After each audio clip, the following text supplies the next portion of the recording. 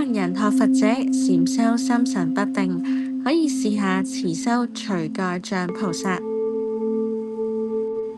除蓋障菩薩係佛教八大菩薩之一，又稱棄諸陰蓋菩薩、降伏一切障礙菩薩。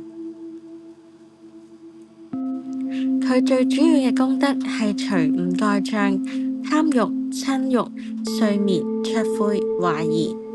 而其中嘅卓悔就係我哋禪修心神不定嘅元兇之一。卓悔係指心神不定、精神散亂、無法靜止，又或者係懊惱、後悔一啲已經發生嘅事情嘅情緒。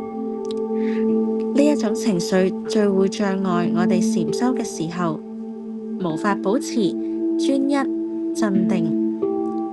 但係持修除蓋障菩薩就可以有效除去呢一種狀態。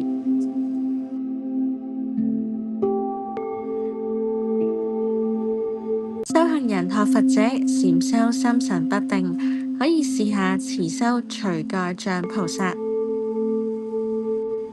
除蓋障菩薩係佛教八大菩薩之一，又稱棄諸陰蓋菩薩、降伏一切障礙菩薩。佢最主要嘅功德係除五蓋障：貪欲、嗔欲、睡眠、卓悔、懷疑。